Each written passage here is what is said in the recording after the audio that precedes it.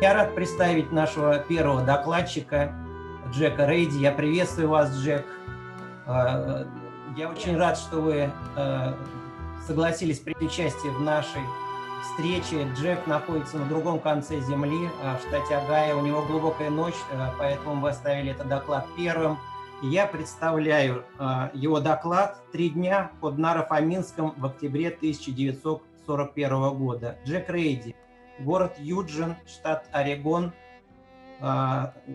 американский военный историк, автор статей, посвященных битве за Москву, книги «Оборона Москвы», 1941 год, «Северный фланг». Переводить выступление Джека будет Елена Георгиевна Брунова. Jack, will you please switch on your sound microphone?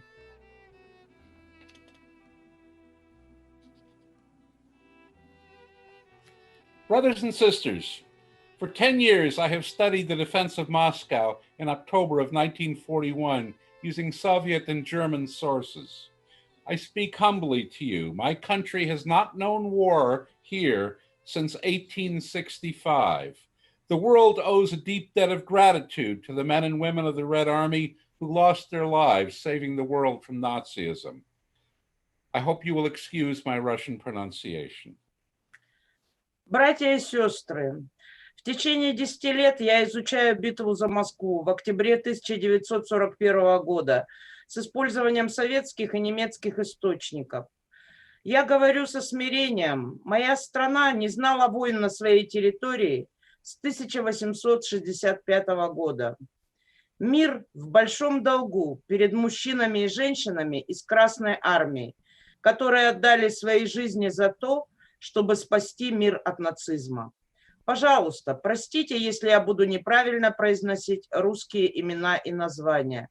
И еще небольшое вступление. Доклад был заявлен как 3 дня под Наро-Фоминском, но в процессе работы над ним автор посчитал важным говорить о 4 днях. Поэтому тема доклада сейчас 4 дня под Наро-Фоминском с 20 по 23 октября 1941 года. Jack? In October of 1941, the German and Soviet forces at Narofominsk were as shown in the slide.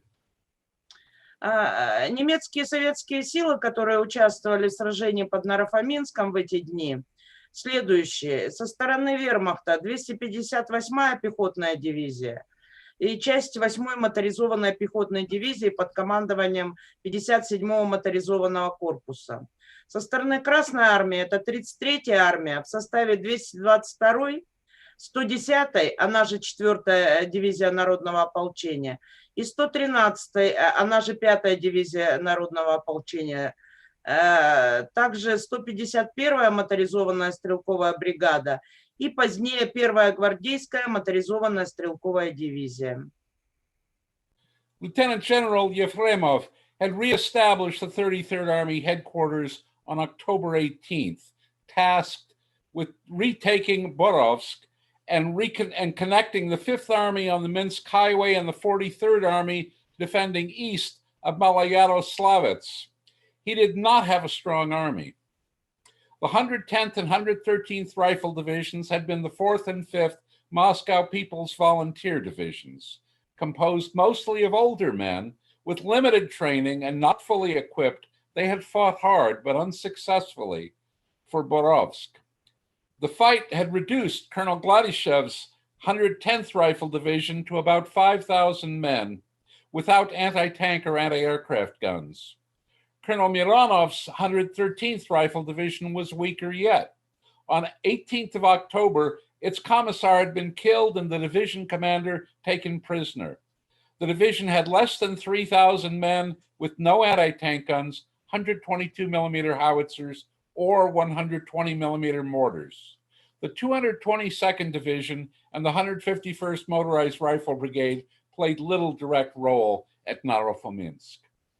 Генерал-лейтенант Ефремов передислоцировал штаб 33-й армии 18 октября с задачей отбить Боровск и соединиться с 5-й армией на Минском шоссе и с 43-й армией, сражавшейся к востоку от Малоярославца. У него не было сильной армии. 110-я и 113-я стрелковые дивизии. Это были 4-я и 5-я дивизии народного ополчения соответственно. Состоявшие в основном из людей старшего возраста, не всегда имевшие нормальное обмундирование и вооружение, они упорно, но безуспешно сражались за Боровск. В результате потерь в этих боях личный состав 110-й стрелковой дивизии полковника Гладышева сократился до 5000 человек при отсутствии противотанкового вооружения и зенитной артиллерии. 113-я стрелковая дивизия полковника Миронова была еще слабее.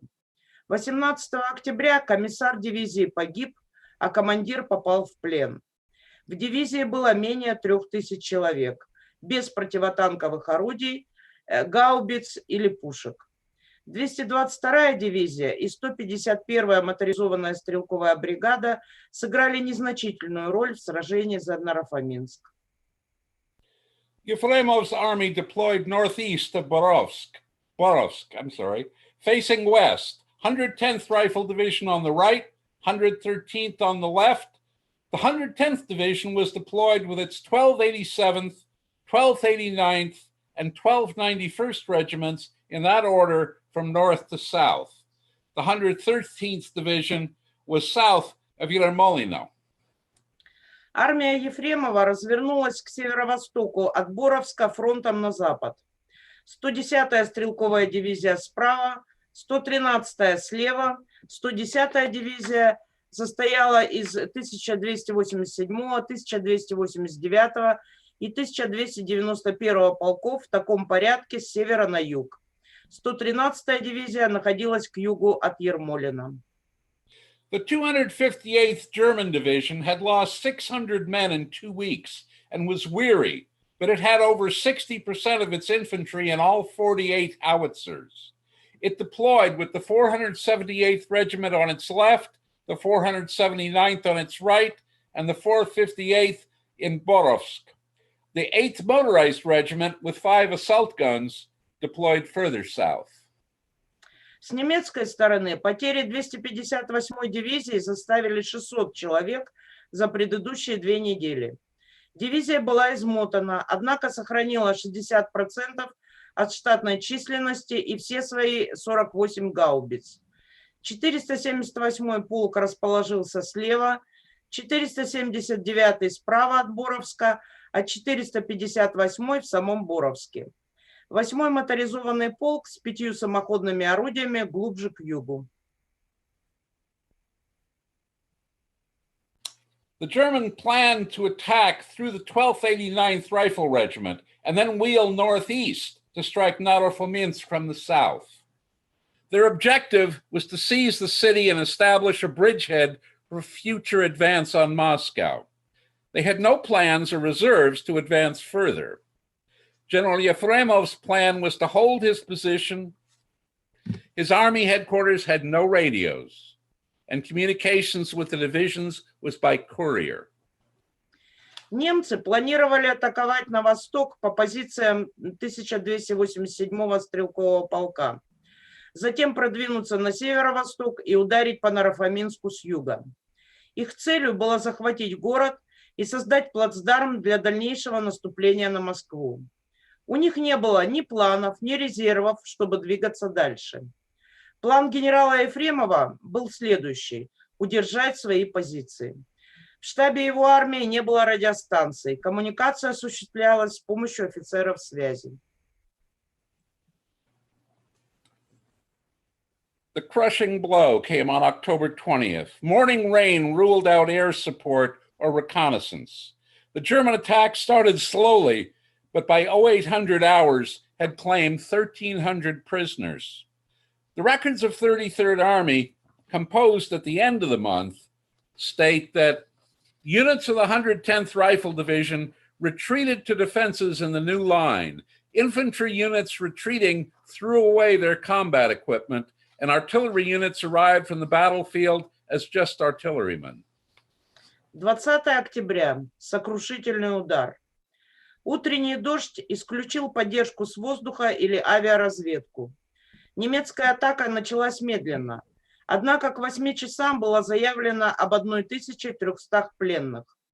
В журнале боевых действий 33-й армии в записи, сделанной в конце октября, по этому поводу сказано: части 110-й стрелковой дивизии отступили на новую линию обороны. Стрелковые полки при отступлении бросили свое оружие, а артиллерия вышла в составе одних только артиллеристов. But this report exaggerates. Although some men fled, the Germans reported serious resistance.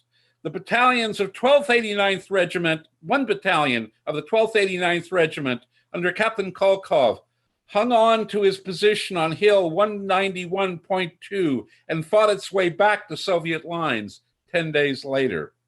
Kolkov received the Order of the Red Banner, but most of the regiment was destroyed by the German attack. Roughly 300 men made their way back to Soviet lines by sundown. Это донесение преувеличивает.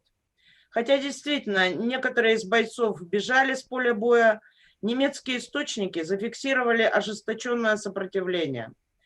Один батальон 1289-го полка под командованием капитана Халькова засел на высоте 191,2 и прорвался к своим спустя 10 дней. Хальков был награжден орденом Красного Знамени. Однако большая часть полка погибла при немецком наступлении. Только около 300 человек остались на советских позициях к закату. The division's 971st Artillery Regiment fell back to the Nara at Sliznevo.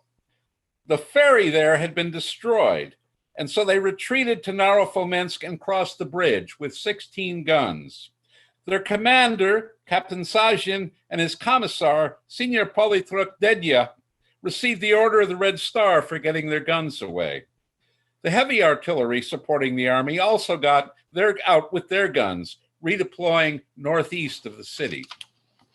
971-й артиллерийский полк дивизии был отброшен к Наре в районе Слизнева. Переправа там была разрушена, поэтому они отступили к Нарофоминску и перешли через мост с 16 пушками. Командир полка капитан Сажин и комиссар старший политрук Дедя были награждены орденом Красной Звезды за сохранение орудий. Тяжелая артиллерия армии также вышла с орудиями, передислоцировавшись к северо-востоку от города. The 12th 87th Regiment had its flank turned, and Major Przniaznyuk led his regiment in a fighting retreat to Narofominsk across the river. They were ordered deployed on the east bank to defend the crossing. The next day, they were shifted north to Tashirovo, and they fought the rest of the battle separate from the rest of their division. They had about 300 men left. Seeing the enemy bypassing their flanks, Major Dedov's 12th 91st Regiment also fell back, crossing the river at Kamenskoye. They did not deploy to defend the crossing, though. Instead, they marched east for 4 days through the woods, finally appearing at Krasnaya Pakra, 55 kilometers from their original position. But they had not discarded their weapons. The regiment still had 691 men and 17 guns and mortars. They were ordered back to the front. Фланг 1287-го стрелкового полка был повернут, и майор Присяжнюк повел свой полк на Нарофоминск через реку. Им был дан приказ развернуться на восточном берегу и защищать переправу. На следующий день они отошли на север, к Таширово, и остальные дни сражения бились отдельно от своей дивизии. У них осталось 300 человек. Увидев врага, приближающегося к их флангам, 1291-й полк майора Дедова отступил, переправившись через реку в районе Каменского. Они не развернулись для защиты переправы. Вместо этого они маршем прошли на восток по лесам, шли в течение 4 дней и, наконец, вышли к Красной Пахре, в 55 километрах от своих исходных позиций. Но они не бросили свое оружие. У полка было 671 человек, 16 пушек и минометов. Им был дан приказ вернуться на фронт. Ladishev's headquarters covered the retreat with its sappers and signalers.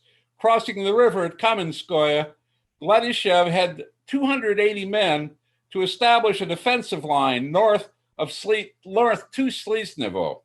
Contact was established with Army headquarters. Gladyshev received the order that you can see on the slide. Штаб Гладышева прикрывал отход своими саперами и сигнальщиками.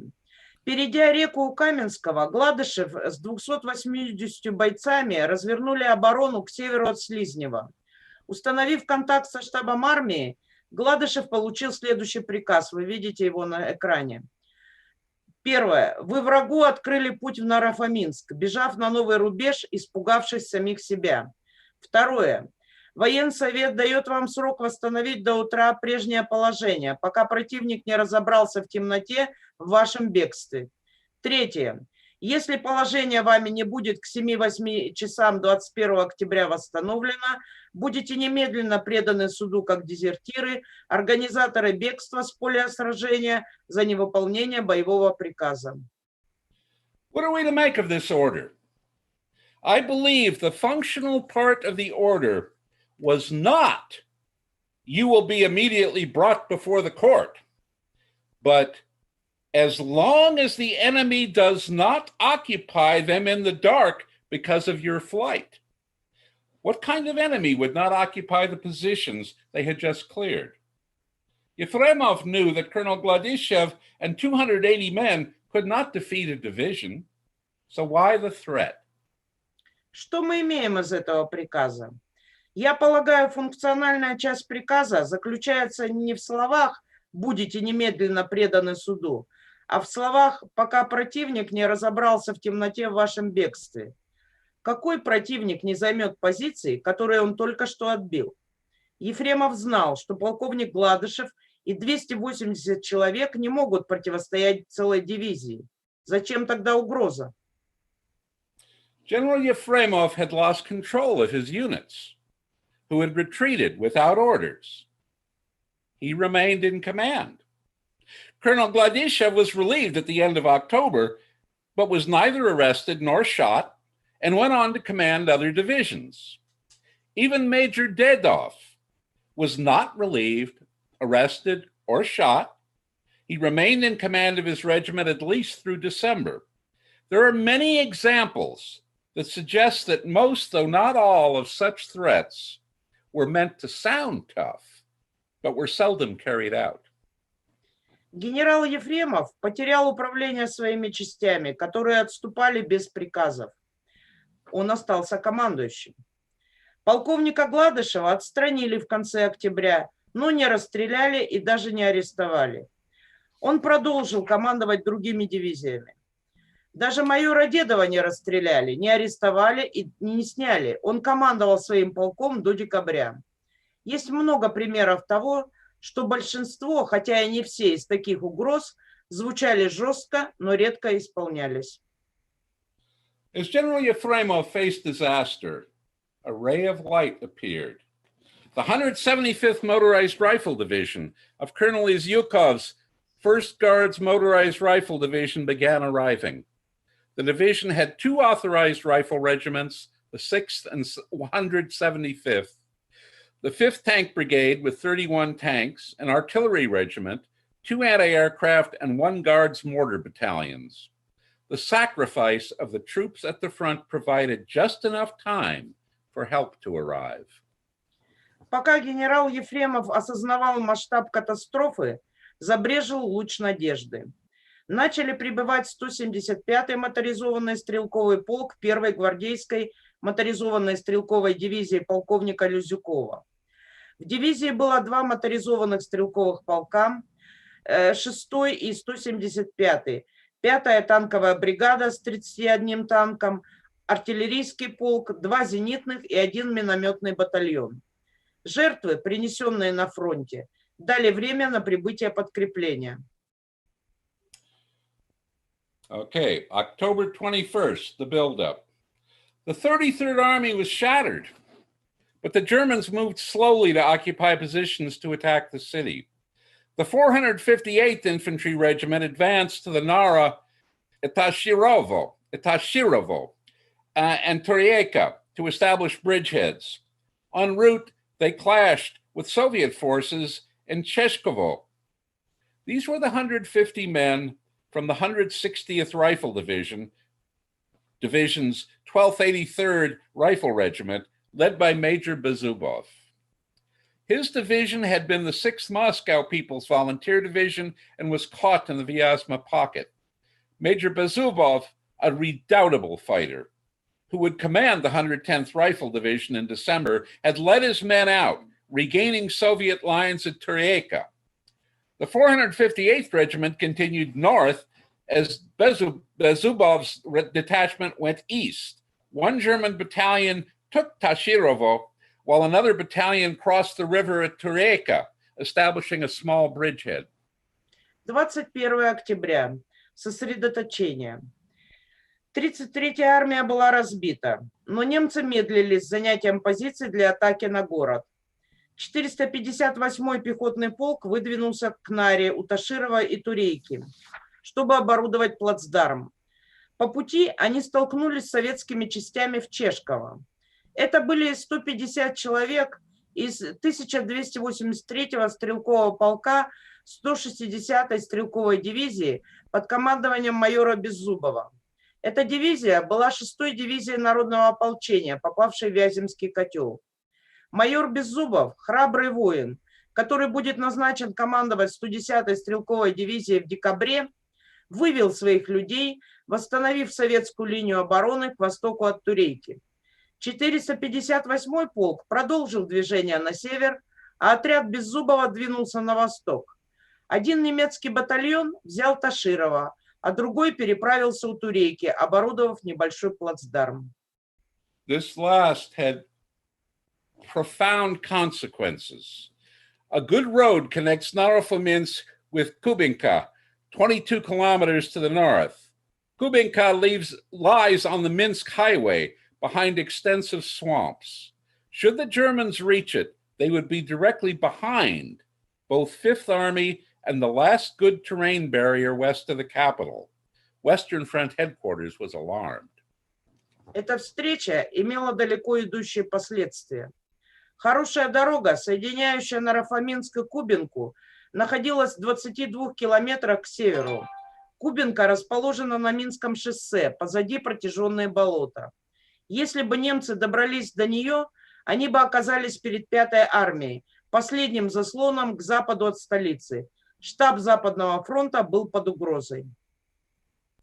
The 478th Regiment advanced north towards Narofominsk. Against light opposition, by sundown, they were a few kilometers south of the city. Can this map be moved up a little?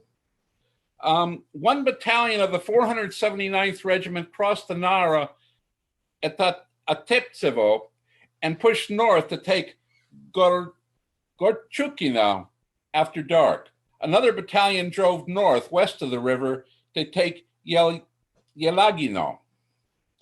478-й пехотный полк выдвинулся на север к Нарофоминску. После небольшого сопротивления к закату они вышли к югу от города, в нескольких километрах. Один батальон 479-го полка переправился через Нару у Отепцева и продвинулся на север, взяв Горчухино после наступления темноты.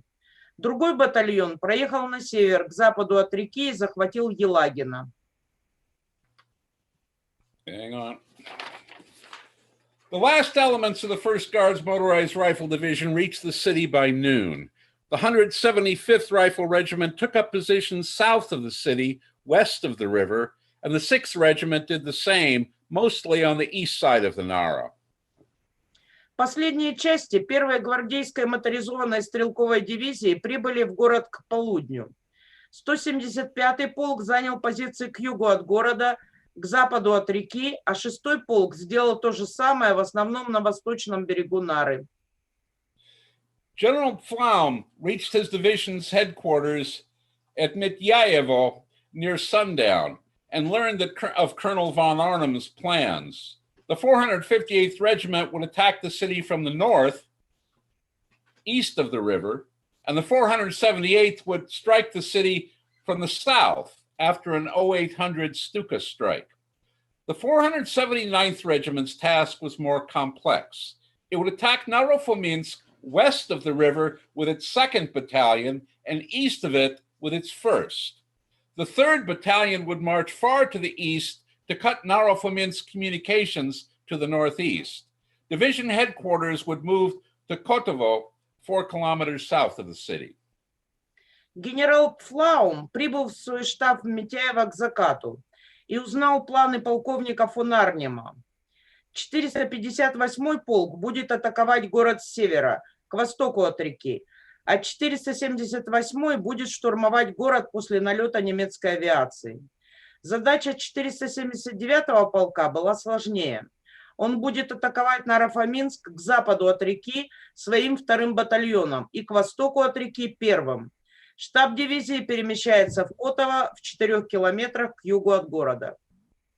General Yefremov ordered Lizyukov to attack south. The 175th Regiment and 1 battalion of the 6th west of the Nara, and the rest of the 6th east of it. Their objectives were a 2 to 4 kilometer advance. Majors Bezubov and Priznaznyuk were told to advance 14 kilometers to the south, which was an unrealistic order. Just after midnight, a bomb fell on the Army's headquarters, not from the Luftwaffe, but from Western Front headquarters.